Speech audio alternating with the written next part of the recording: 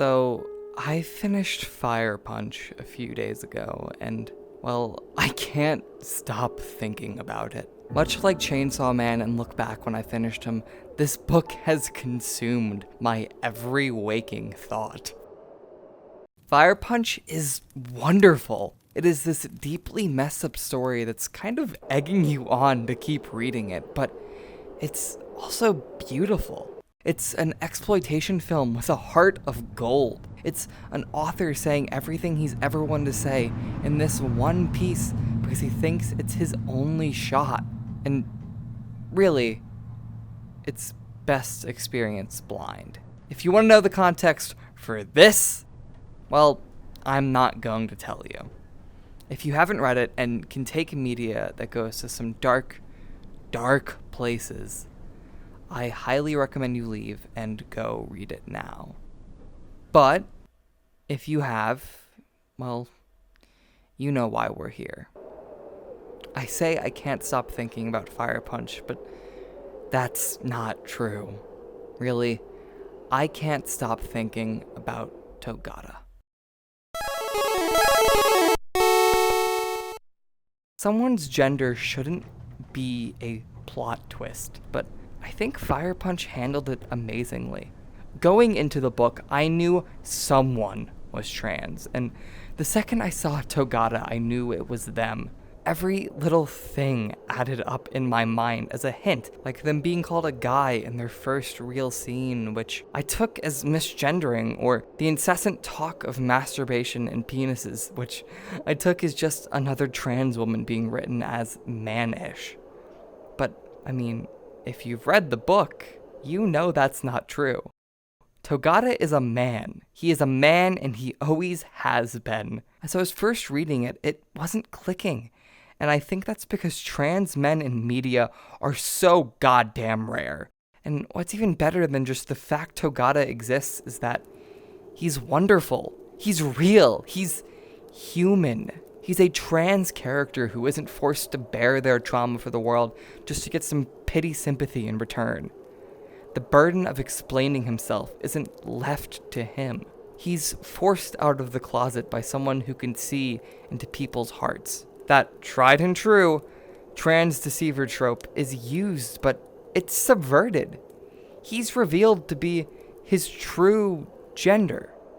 But it's not his birth gender, it's his actual gender. Togata can try and bury all of it under this persona, but he is a man. A man that doesn't feel worthy of being acknowledged as his true gender because he can't physically transition. It hurts.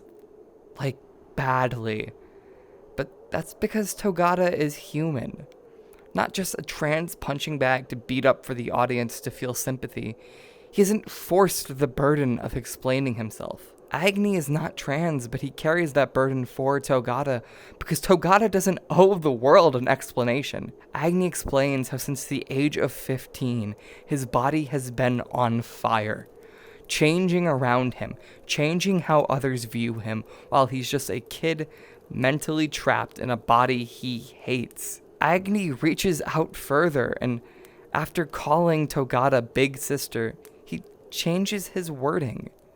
He calls him Big Brother. Finally, after 300 years, Togata is seen. He is seen as himself. He is seen authentically, the first real human that has seen him for who he is. And it's heartbreaking, because despite Agni knowing how he feels, Togata corrects Agni and says, Big Sister. Because in his mind, since he can't look like a man, he'll never be one, and doesn't deserve to be a man. He's scared of upsetting the status quo.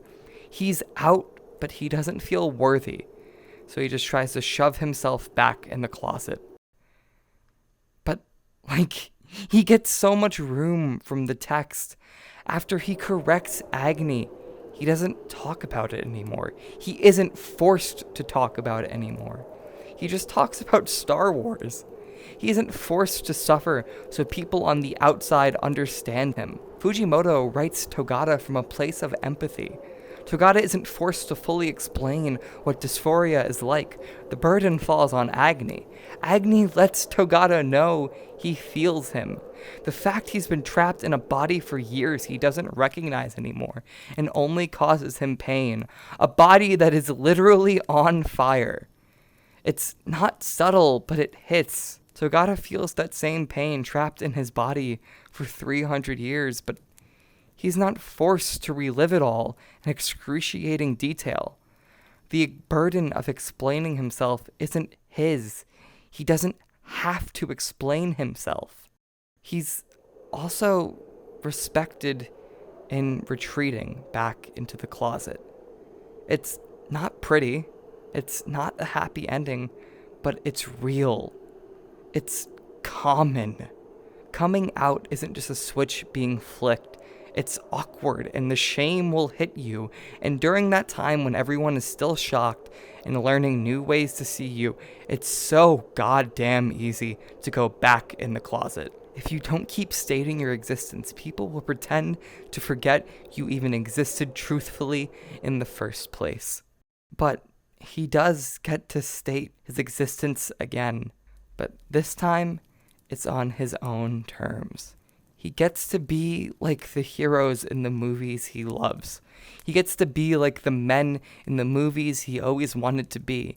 He gets to be a big brother for Agni, like Agni tried to be for Luna. He sacrifices his life to save Agni's. He gets that hero ending. He gets to be like those masculine action heroes. He gets to be like Tom Cruise. He's finally lived as he wanted. He passes on his now lived life to Agni, telling him to live. This character is extremely well written, and it doesn't matter if Fujimoto has had experience with this or not, because he writes with empathy. Fujimoto writes with empathy for the other. The other isn't a bad thing. It's just all the people that don't usually get written about, othered by society. The stories they get are either against them or just simply sympathetic, which doesn't fucking do anything. I get empathy for the other is an oxymoron, but it's not sympathy. Fujimoto doesn't feel for them. He doesn't feel for Togata and give him pity that relieves none of the pain. He feels with him.